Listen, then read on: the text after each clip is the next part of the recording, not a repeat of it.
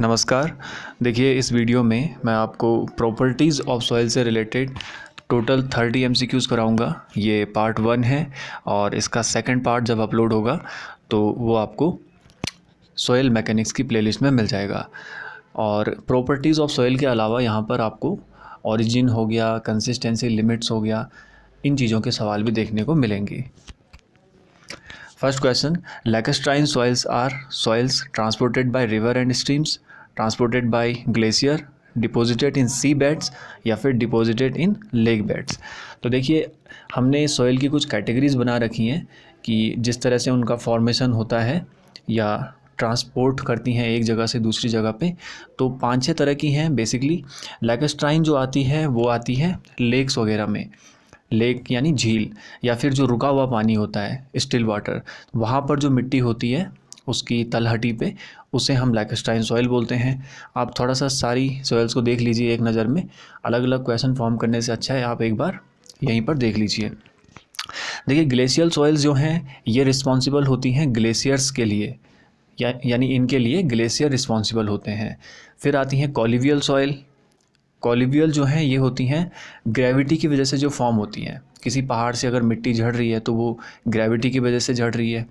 और एलिवियल जो है ये वाली सॉइल है जो वाटर की वजह से ट्रांसपोर्ट होती है एक जगह से दूसरी जगह से, स्पेसिफिकली रिवर की वजह से होती है। लैकुस्ट्राइन तो हमने बात कर ही ली लेक्स वगैरह में। मरीन सॉइल होती है सी बेड्स में, जैसे लैकुस्ट्राइन तो छोटी मोटी झील में हो जाती है, मरीन होती है समुद्रों में। मरीन टर्म ही हम सी वगैरह के लिए यूज़ करते हैं, ठीक है, सी कोस्ट भी बोलते हैं इसे। और एयोलाइन होती है ट्रांसपोर्टेड बाय एयर, जिस तरह से पॉइंट 3 में हमने बोला था ट्रांसपोर्टेड बाय वाटर, उसी तरह से 6 में हो जाएगा ट्रांसपोर्टेड बाय एयर। और एक और इम्पॉर्टेंट चीज़, कॉलिवियल और एयोलाइन, इनके सेकेंडरी नाम भी हैं, वो भी ध्यान रखने होते हैं, तो ये भी पूछ लिए जाते हैं। टेलस बोलते हैं कॉलिवियल को और लोएस बोलते हैं एयोलाइन सॉइल को। बस इतनी आप ध्यान रखिएगा, इनसे सवाल बनते हैं एग्जाम में। Given that plasticity index of local soil is 15 and plasticity index of sand is 0, for a desired PI of 6 the percentage of sand in the mix should be। देखिए, पहली चीज़ तो यहाँ पर ये है कि ये जो PI ऑफ सैंड 0 लिखा हुआ है, ये अपने आप में एक सवाल बनता है। इससे पूछा जाता है कि सैंड की प्लास्टिसिटी कितनी होती है या इनमें से कौन सी है नॉन प्लास्टिक सैंड, ठीक है, उसकी बात हम आगे भी करेंगे। पर इस सवाल में एक्चुअली ये बोला जा रहा है कि 2 तरह की सॉइल मिलाई जा रही हैं। कोई तो लोकल सॉइल है, नाम नहीं दिया है, और एक सैंड लिखा हुआ है, इनका मिक्सचर मिलाया जा रहा है। और फिर जो हमें मिक्सचर मिल रहा है उसका प्लास्टिसिटी इंडेक्स 6 मिल रहा है हमें, ठीक है। तो मैथ्स में आपने एक टॉपिक पढ़ा होगा मिक्सचर एंड एलिगेशन, उस टॉपिक से ये सवाल बन रखा है बेसिकली, और यानी वहाँ की सिंपल मैथ लगेगी और तब हम बताएंगे। अब इस सवाल में सैंड का परसेंटेज पूछा हुआ है तो इसलिए वो मेथड लगेगा यहाँ पे। तो आप देखिए यहाँ पर उसमें क्या करते हैं, हम एक तरह का डेटा हमें मालूम होता है और रेशियो हम निकाल देते हैं। तो x:1 के रेशियो में हम उस चीज़ को मानते हैं कि माना ये चीज़ें जो है x:1 के रेशियो में मिला रखी हैं, ठीक है। 1 एक तरफ ले सकते हैं मगर दूसरी तरफ हमने x ले रखा है। सपोज़ ये 5:7 के रेशियो में मिल रखी होंगी तो अपने आप ही ये जो x की वैल्यू है ये 5/7 आ जाती है, ठीक है, इसमें कोई प्रॉब्लम नहीं है। बाकी जिन्होंने पढ़ा होगा वो जानते हैं। तो x/1 हम मानेंगे। फिर इसका सिंपल सा फॉर्मूला है, 15 का x लिया जा रहा है, 0 का 1 लिया जा रहा है, टोटल हमें 6 मिल रहा है। तो ये हम यहाँ पर लगा देते हैं रेशियो से, रेशियो का सम डिवाइड में रखते हैं। ये एक सेकंड, ये जो आप देख रहे हैं यहाँ पे ये फॉर्मूला होता है मिक्सचर एलिगेशन का, ठीक है, आप इसको ध्यान रख सकते हैं। थोड़ा एडवांस क्वेश्चन है ये, पर आ सकता है जेई में आगे, तो इसलिए। तो देखिए यहाँ पर x की वैल्यू निकाली हमने, जो निकल के आई 2/3, और रेशो निकल के आया 2/3:1। इसी को हम 2:3 भी लिख सकते हैं, जैसा मैंने अभी आपको समझाया था। और इसका ये मतलब हुआ कि 15 PI वाली जो लोकल सॉइल है और 0 PI वाली जो सैंड है, इनको जब हम 2:3 के रेशो में मिलाएंगे तो तब जो हमें सॉइल मिलेगी उसका PI 6 होगा। ये रेशियो फिक्स हो गया है अभी। इस रेशियो को परसेंटेज फॉर्म में कहेंगे तो 40% मिलेगा लोकल सॉइल का और 60% मिलेगा सैंड का। तो सैंड का आपसे पूछा हुआ है तो ऑप्शन सी यहाँ पर सही हो जाएगा। The plasticity index and the percentage of grain size finer than 2 micron of a clay sample are 25 and 15। यानी आपसे प्लास्टिसिटी इंडेक्स दे रखा है 25 और एक second percentage of grain size फाइनर, तो इसमें परसेंटेज फाइनर दे रखा है बेसिकली आपको 15, ठीक है। और ये सीप का साइज़ दे देते हैं वो, या पार्टिकल का साइज़ दे देते हैं, उससे हमें मतलब नहीं होता है, क्योंकि फॉर्मूले में जो आती हैं दो चीज़ें वो आती हैं प्लास्टिसिटी इंडेक्स और परसेंटेज फाइनर। एक्टिविटी रेशियो का फॉर्मूला है ये, और यही आपको ध्यान रखना है। यहाँ पे 25 और 15 यहाँ पे दे रखा है, तो रेशियो निकल के आ जाएगा 1.67, ठीक है। फॉर्मूला ज़्यादा इंपॉर्टेंट है, वो ध्यान रखना है। A soil sample having a wide ratio of 1.3, water content of 50% and a specific gravity of 2.6 in a state of. अब एक बेसिक फार्मूला यूज़ करते हैं हम प्रॉपर्टीज़ में, SE बराबर WG। यहाँ पर बाकी तीन चीज़ें दे रखी हैं, यानी E दिया हुआ है वाइड रेशियो, स्मॉल w दिया हुआ है वाटर कंटेंट, और G दिया हुआ है स्पेसिफिक ग्रेविटी। इनको जब हम सॉल्व करेंगे SE बराबर WG लगा के, तो हमें वहाँ से S मिल जाएगा, ठीक है। S मिलेगा हमें यहाँ पर 1 जब ये कैलकुलेट करेंगे, और S1 होने का मतलब है सॉयल फुली सैचुरेटेड है। S 0 पे होता है ड्राई, 1 पे होता है फुली सैचुरेटेड। बीच में 2-3 कंडीशन और आती हैं, उसकी बात हम आगे करेंगे, एक स्लाइड आगे लगाई गई है। तो फिलहाल यहाँ पे फुल सैचुरेशन सही ऑप्शन हो जाएगा, ठीक है। A natural wide ratio of a sample is 0.6 and its density index is 0.6. If its wide ratio in the lowest state is 0.9, then the wide ratio in the densest state will be. अब अगर आपने density index का formula पढ़ा है तो आप इस सवाल को कर लेंगे, क्योंकि उसका जो फॉर्मूला होता है और उसमें जो चीज़ें होती हैं बेसिकली उन्हीं चीज़ों से ये सवाल पूछा जा रहा है, ठीक है। सबसे पहले फॉर्मूला की बात करते हैं। ID बराबर होता है E max minus E divide by E max minus E min, ठीक है। ID तो डेंसिटी इंडेक्स है, और E max यहाँ पे लूजेस्ट स्टेट का वाइड रेशियो है, ठीक है। और E मिनिमम डेंसेस्ट स्टेट का होता है। जाहिर सी बात है, E ज़्यादा होगा तो सॉयल लूज़ होगी, और E कम होगा तो सॉयल डेंस होगी, और जो E है वो नेचुरल होता है। तो नेचुरल तो यहाँ पे 0.6 दे रखा है, और लूजेस्ट स्टेट वाला 0.9 दे रखा है। इसके अलावा डेंसिटी इंडेक्स 0.6 दे रखा है सवाल में। सारी चीज़ों को रखेंगे, क्वेश्चन को सॉल्व करेंगे, तो E मिनिमम निकल के आ जाएगा 0.4। सो ऑप्शन यहाँ पर C सही हो जाएगा। Consistency as applied to cohesive soils is an indicator of its density, moisture content, shear stress और पोरोसिटी।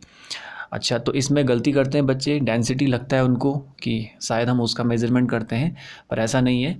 देखिए, कंसिस्टेंसी लिमिट्स जब हम पढ़ते हैं, जिनको हम अटरबर्ग लिमिट्स भी कहते हैं, वो हमें डिग्री ऑफ फर्मनेस बताते हैं। फर्मनेस यानी इसको हिंदी में कहते हैं दृढ़ता, कि कितनी कठोर है हमारी मिट्टी। तो जब हम एक स्टेज या एक स्टेट से दूसरी स्टेट में जाते हैं तो सॉइल अपनी फर्मनेस बदलती है।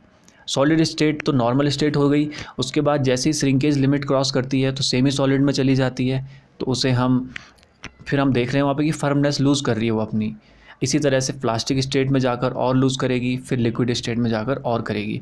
फिर जब हम इनकी डेफिनेशन देखते हैं अलग अलग लिमिट्स की, श्रिंकेज की, लिक्विड, प्लास्टिक की, तो उनमें हम शेयर स्ट्रेंथ की बात करते हैं कि जैसे जैसे हम इसमें इसका वाटर कंटेंट बढ़ा रहे हैं तो सॉयल अपनी शेयर स्ट्रेंथ लूज़ कर रही है। तो यही वो टर्म है जो कंसिस्टेंसी में मेज़र की जाती है। तो इसका सही आंसर होगा शेयर स्ट्रेंथ। और दूसरी चीज़, शेयर स्ट्रेंथ से एक छोटा सा सवाल और बन सकता है। प्लास्टिक स्टेट में, यानी ये जो बीच में है, यहाँ पर सॉयल की शेयर स्ट्रेंथ जो है वो करीब 100 गुना होती है लिक्विड स्टेट के मुकाबले। इसे भी आप ध्यान रख सकते हैं, ठीक है। तो यहाँ पर सही ऑप्शन हो जाएगा shear stress. What would be the volume of water stored in a saturated column with a porosity of 0.35 with a cross sectional area of 1 meter square and depth of 3 meter? देखिए, यहाँ पर एक column दिया हुआ है। Column कैसा भी हो सकता है, क्योंकि क्रॉस सेक्शनल एरिया दिया हुआ है और डेप्थ दी हुई है। तो रेक्टेंगुलर हो सकता है, सिलेंडर हो सकता है, सॉरी, जो क्रॉस सेक्शन है वो रेक्टेंगल हो सकता है, सर्कुलर हो सकता है, पर हमें उससे मतलब नहीं है यहाँ पर। देखिए अगर एरिया दिया हुआ है और डेप्थ दे रखी है तो इनके टोटल मल्टीप्लाई से वॉल्यूम मिल जाएगा हमें।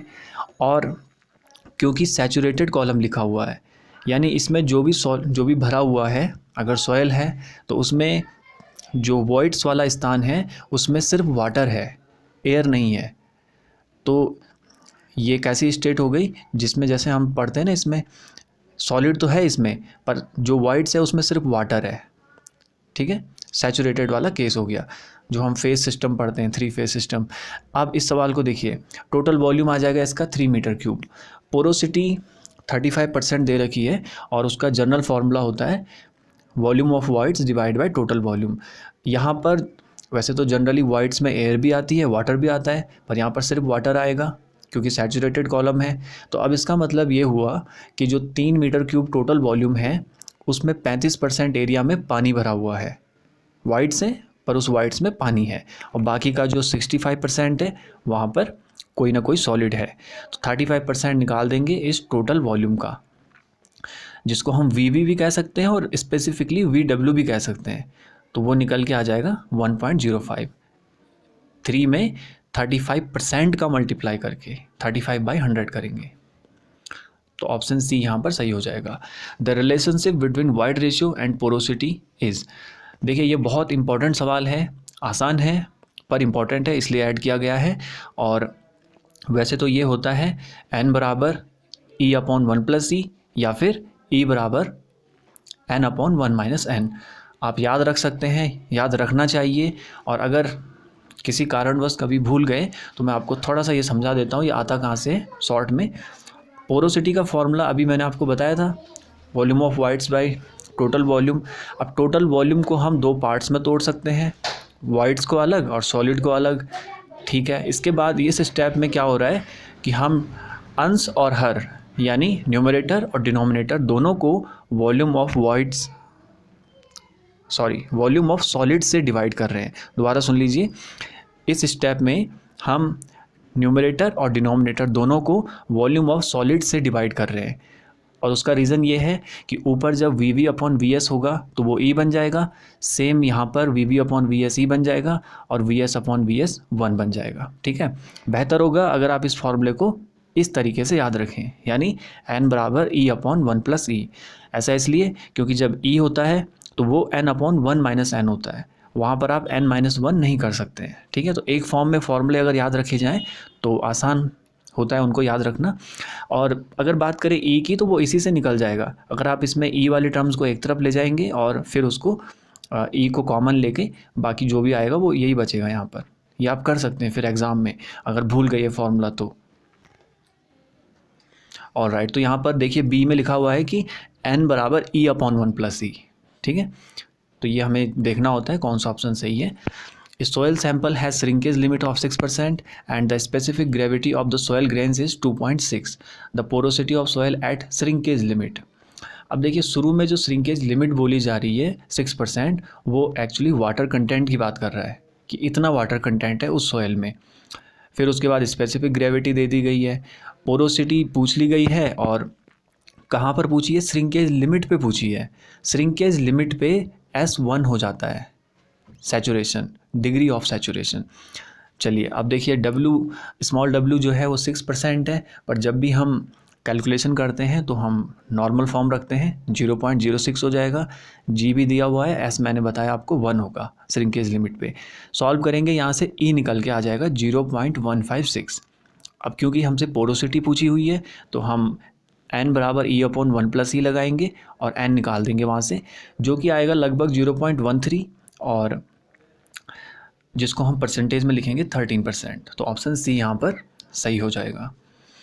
The consistency limits is given by Stoke, Darcy, Poiseuille और अटरबर्ग।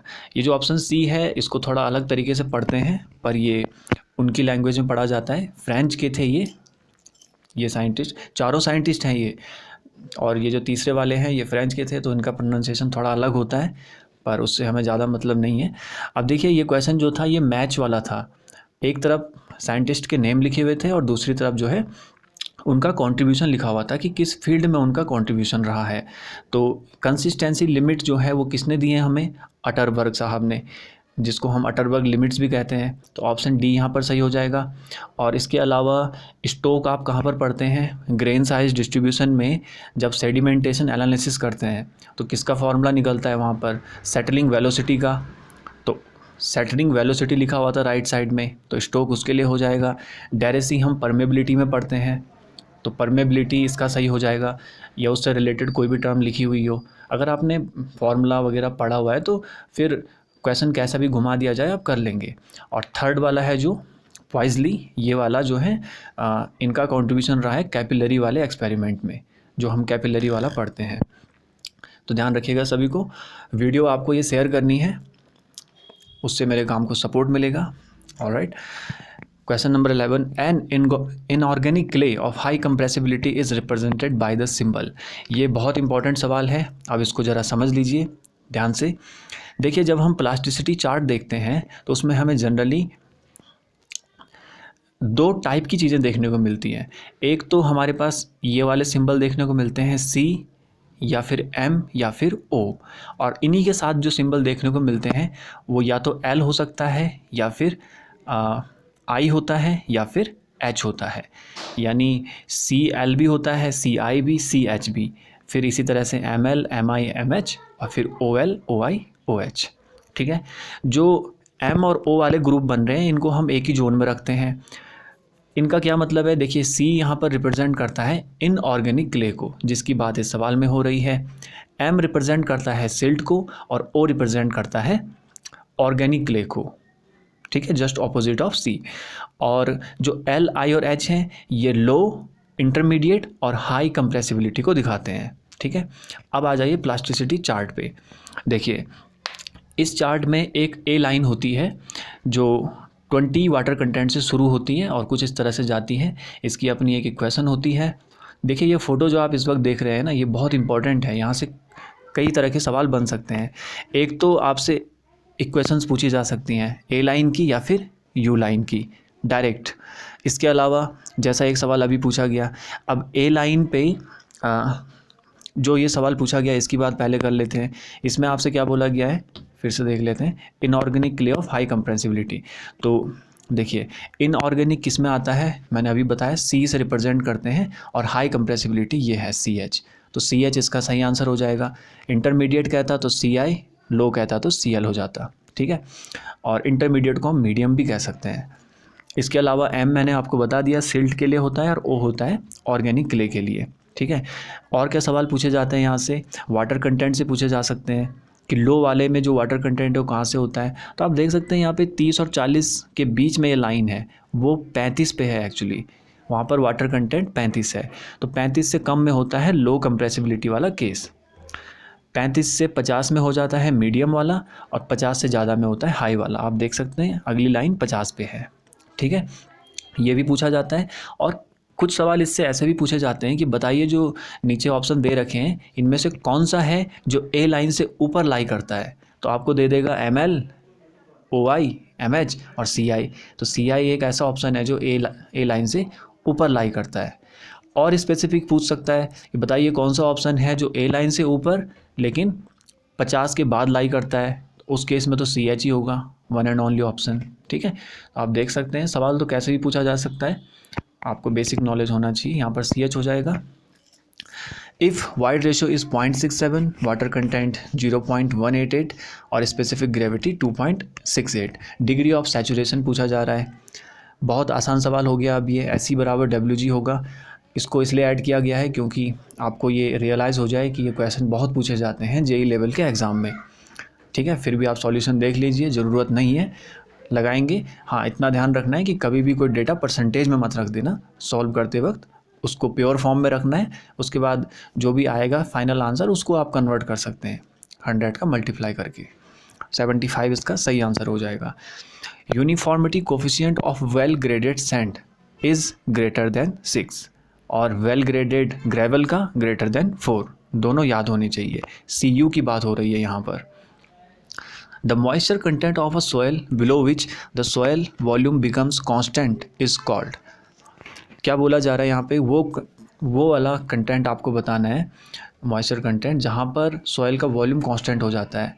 तो देखिए जब हम अभी मैंने एक पिक्चर दिखाई थी आपको कंसिस्टेंसी लिमिट वाली, तो वहाँ पे जब हम सॉलिड स्टेट से सेमी सॉलिड स्टेट में जाते हैं तो वो बीच में आती है श्रिंकेज लिमिट, और वो एक ऐसी लिमिट है जिसके बाद जो सॉइल है वो पानी को एब्जॉर्ब करना बंद कर देती है। देखिए ड्राई सॉइल है तो वो पानी पानी को एब्जॉर्ब करेगी, और कब तक करेगी, जब तक उसका डिग्री ऑफ सैचुरेशन 1 नहीं हो जाता। तो मैंने आपको बताया था कि डिग्री ऑफ सैचुरेशन कहाँ पर 1 होता है, कुछ इस तरह से दिखाया था ना अभी आपको। तो ये जो चीज़ है यहाँ पर श्रिंकेज लिमिट, यहाँ से जब हम चलेंगे तो पानी को एब्जॉर्ब करेगी सॉइल, लेकिन श्रिंकेज लिमिट तक करेगी। उसके बाद उसके वॉल्यूम में कोई चेंजेस नहीं आएंगे, यानी उसका वॉल्यूम जो है वो कांस्टेंट हो जाएगा श्रिंकेज लिमिट पे। तो ऑप्शन यहाँ पर सी बिल्कुल सही हो जाएगा। Cohesion less soil is silt, clay, sand, कौन है इनमें से? तो सैंड होती है कोहेजन लेस, ठीक है, और क्ले हो जाती है कोहेसिव सॉइल। कोहेजन लेस का मतलब है जिसके पार्टिकल्स आपस में बॉन्डिंग ना कर सकें बेहतर तरीके से। तो सैंड में आपने देखा होगा अलग अलग छने होते हैं, और क्ले में चिपके होते हैं, चिकनी मिट्टी में। The ratio of liquid limit to a plasticity index for a soil mass is called. अब देखिए इस सवाल में ये सवाल असल में वैसे इसका कोई ऑप्शन सही नहीं है, पर इसमें जो ऑप्शन दिए हुए हैं वो इस तरह से दिए हुए हैं कि बच्चा इनमें गलती करे। जो फॉर्मूला होता है लिक्विडिटी इंडेक्स का और कंसिस्टेंसी इंडेक्स का, वो कुछ इसी तरह का दिखता है। उसमें एक चीज़ तो सही है कि डिनोमिनेटर में प्लास्टिसिटी इंडेक्स होता है, पर न्यूमरेटर में लिक्विड लिमिट के अलावा भी कुछ होता है। एक में होता है, एक में दूसरे में लिक्विड लिमिट नहीं होती है, श्रिंकेज लिमिट होती है। तो इसको ज़रा समझ लीजिए आप। देखिए कंसिस्टेंसी इंडेक्स जो होता है उसमें हम क्या करते हैं, liquid limit minus natural water content, और डिवाइड में तो आईपी आएगा, मैंने आपको बता दिया। IP plasticity index, liquid limit minus plastic limit भी लिख सकते हैं उसको, ठीक है। तो आईसी में क्या होता है, W L minus W N, ये है डब्ल्यू एल, इसमें से नेचुरल वाटर कंटेंट को सब्ट्रैक्ट करते हैं। और आई एल वाले केस में नेचुरल वाटर कंटेंट में से डब्ल्यू पी को सब्ट्रैक्ट करते हैं, ठीक है, ऑपोजिट हो जाता है। आईसी में डब्ल्यू एल में से डब्ल्यू एन माइनस करेंगे, और आई एल में डब्ल्यू एन में से डब्ल्यू पी को, ठीक, डिनोमिनेटर सेम रहेंगे, और इसीलिए जब हम इनको ऐड करेंगे तो इनका 1 आ जाता है सम। यहाँ से भी सवाल बनते हैं, आईसी बराबर नीचे लिख लेगा 1 plus I L, 1 minus I L, 1 by I L, ठीक है। तो आपको बस ध्यान क्या रखना है कि दोनों का सम 1 होगा, और आप ऊपर इनको ऐड करके देख सकते हैं 1 ही तो आ रहा है। ऊपर कैसे आ रहा है 1, नेचुरल वाटर कंटेंट हट जाएगा, कैंसिल हो जाएगा, W L minus W P बचेगा, वो आई पी होता है, तो I P upon I P 1 हो जाएगा, ठीक है। तो ये हो गई एक चीज़। अब इसी के जैसा आपने एक केस और देखा होगा जिसमें हम एसी और एस की बात करते हैं, ठीक है, एयर कंटेंट और डिग्री ऑफ सैचुरेशन, उसमें भी यही होता है। एक में डिनोमिनेटर में तो दोनों में वाइड्स की बात होती है, और एक में क्या होता है, एसी में ऊपर एयर आ जाता है, दूसरे में वाटर आ जाता है। तो एयर और वाटर जब ऐड होगा टोटल वी बनाएगा, वी अपॉन वी 1 हो जाता है। तो उस केस में भी, वैसे उसका सवाल मैं डालूंगा पार्ट 2 में, डाला हुआ है, तो ये भी जो है यहाँ पर 1 हो जाता है, इससे भी सवाल बनते हैं। तो ये दोनों केस आप साथ में याद रख सकते हैं। तो यहाँ पर ऑप्शन क्या होगा, नॉन ऑफ दिस, पर मैंने आपको बता दिया कि ये किस तरह से क्वेश्चन फॉर्म हुआ है। Uniformity coefficient of soil is always less than 1, always equal to 1, equal to और लेस देन 1, या फिर इक्वल टू और ग्रेटर देन 1। अभी एक सवाल आया था वेल ग्रेडेड सैंड के लिए जिसमें ग्रेटर देन 6 था, वेल ग्रेडेड ग्रेवल के लिए ग्रेटर देन 4 होता है। पर एक केस ऐसा आता है, पुअरली ग्रेडेड सॉइल जो होती है वहाँ पर ये वैल्यू 1 हो जाती है। कौन सी वैल्यू, D60/D10 की, CU की बात हो रही है, यूनिफॉर्मिटी कोफिशिएंट या कोफिशिएंट ऑफ यूनिफॉर्मिटी। तो इसकी जनरली इसकी वैल्यू ज़्यादा होती है 1 से, 6, 4 इनसे ज़्यादा हो रही है तो 1 से ज़्यादा ही होगी। क्यों होती है, क्योंकि D60 की वैल्यू जो है वो D10 से ज़्यादा होती है, इसलिए रेशो 1 से ज़्यादा निकल के आएगा। पर पुअरली ग्रेडेड सॉइल में रेशो बराबर हो जाता है, वैल्यूज़ बराबर हो जाती हैं, इसलिए रेशो 1 आ जाता है। तो सबसे सही ऑप्शन है डी, कि 1 के बराबर भी हो सकती है और 1 से बड़ी भी हो सकती है। Standard penetration resistance in very stiff clays lies between. Penetration resistance, इसकी एक टेबल आती है, आप टेबल देख लीजिए सीधा, इसमें से आपको आखिरी के तो याद होने चाहिए एट द वेरी लीस्ट। यहाँ पर 5th नंबर वाला पूछा हुआ है। 15 से 30 अगर ये रेजिस्टेंस है तो वेरी स्टिफ वाला केस है। कंसिस्टेंसी मतलब उसकी 8 से 15 में स्टिफ है और हार्ड में ये मोर देन 30 में ये हार्ड हो जाती है सॉइल, ठीक है, ध्यान रख सकते हैं इसे भी।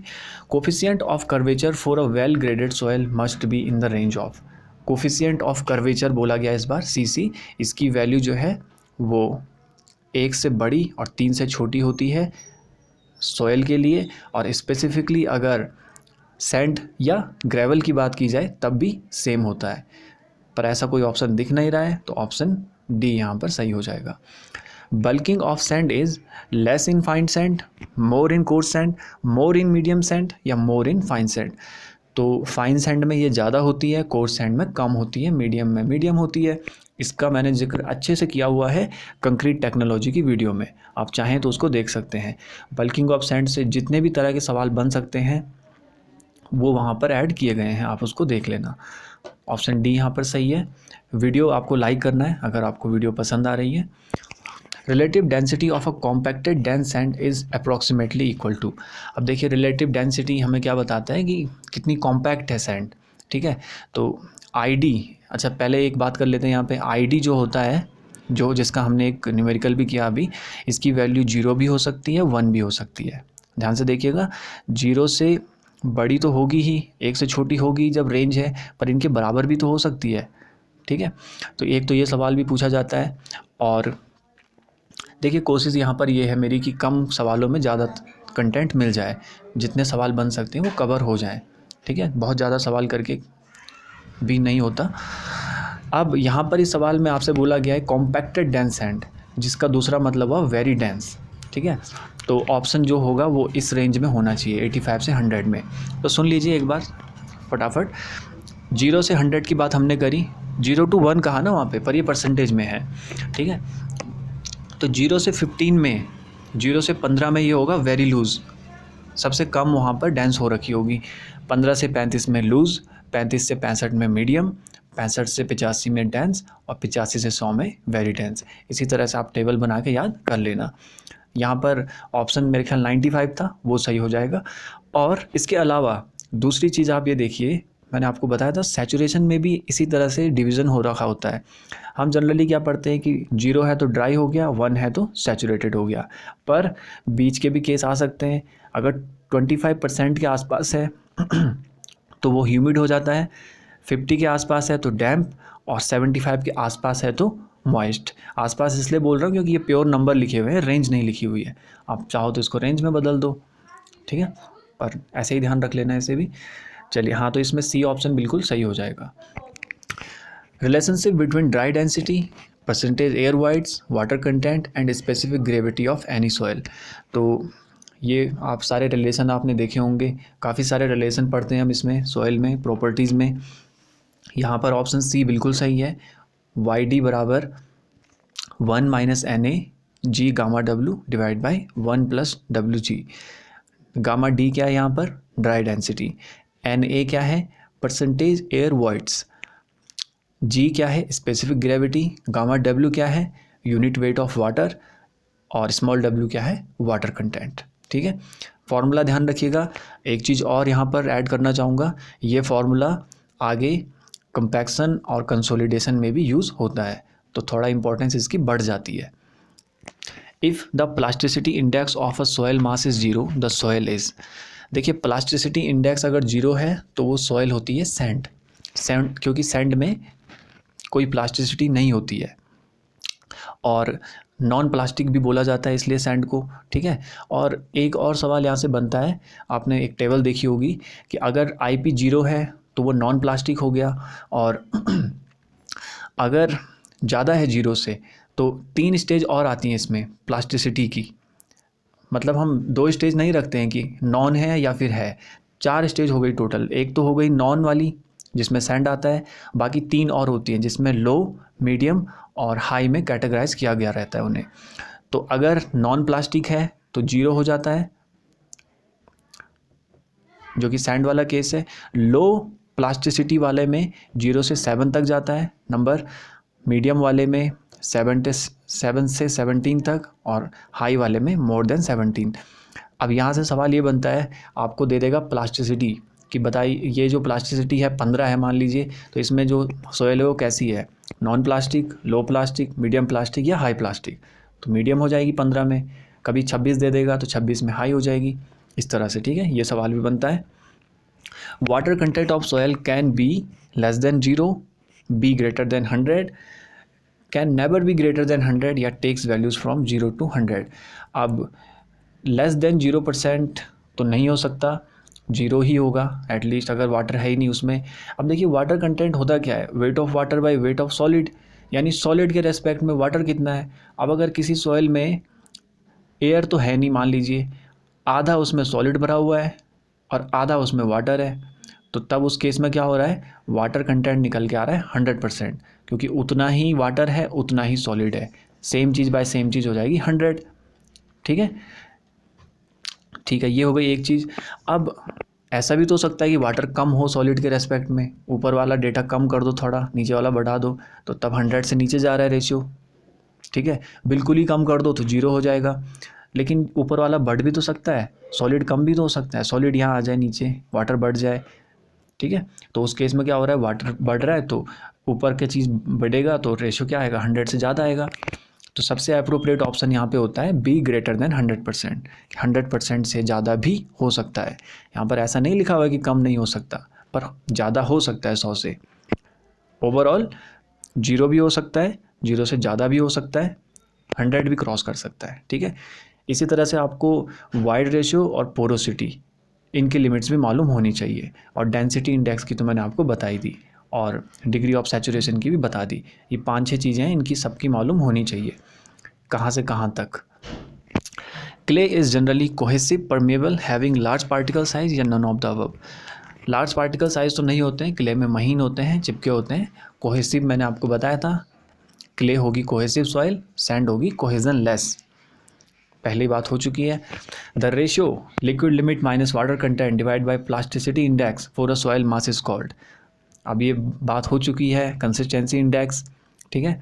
अगर न्यूमरेटर में थोड़ा फेरबदल कर दे, water content minus shrinkage limit, sorry water content minus plastic limit, तो वहाँ पे क्या हो जाएगा, लिक्विडिटी इंडेक्स, ठीक है, पहले बता चुका हूँ। Flow index is directly proportional to shear strength of soil या इन्वर्सली प्रोपोर्शनल, या डायरेक्टली टू द स्क्वायर या inversely to the square root. तो सही ऑप्शन है यहाँ पर इन्वर्सली प्रोपोर्शनल, ठीक है। देखिए फ्लो इंडेक्स में हम जो फॉर्मूला पढ़ते हैं वो एक्चुअली एक ग्राफ से निकल के आता है, थोड़ा हायर स्टडी का केस है ये, पर वहाँ पर आपको ध्यान इतना रखना है कि जो ये IF है ये शेयर स्ट्रेंथ, सॉइल की शेयर स्ट्रेंथ के इन्वर्सली प्रोपोर्शनल होता है। जितनी ज़्यादा शेयर स्ट्रेंथ उतनी इसकी कम वैल्यू आती है, ठीक है। एक तो फार्मूला भी ध्यान रखना है, डायरेक्ट फार्मूला भी आता है, और ये तो मैंने आपको बता ही दिया कि इन्वर्सली प्रोपोर्शनल होगा शेयर स्ट्रेंथ के, ठीक है। Gravel and sand belongs to the following category of soil, alluvial, cohesive, expansive, marine. अब एल्यूवियल में जो है वो हम जनरली किसको रखते हैं, ग्रेवल और सैंड को रखते हैं। ऐसा नहीं है कि उसमें सिल्ट क्ले नहीं आता है, वो भी आते हैं, पर जनरली हम उसमें सैंड और ग्रेवल को रखते हैं। और ठीक उसी तरह से कोहेसिव में सिल्ट और क्ले को रखते हैं। बाकी ज़्यादा जानकारी ठीक नहीं है यहाँ पर।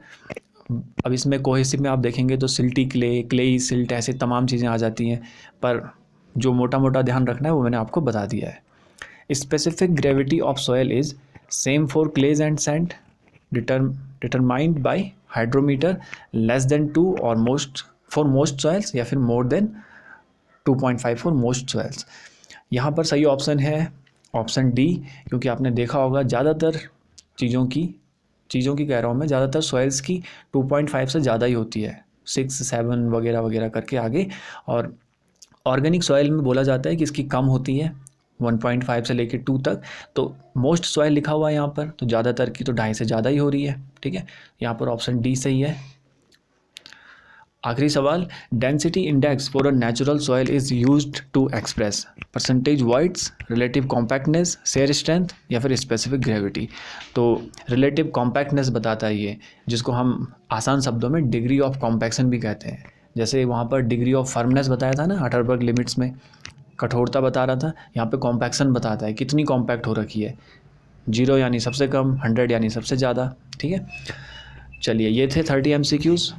उम्मीद है आपको वीडियो पसंद आई होगी, और वीडियो आपको शेयर करना है पहला काम, फिर कमेंट करके अपना फीडबैक देना है, वो सबसे इम्पोर्टेंट काम है। और वीडियो देखने के लिए थैंक यू सो मच।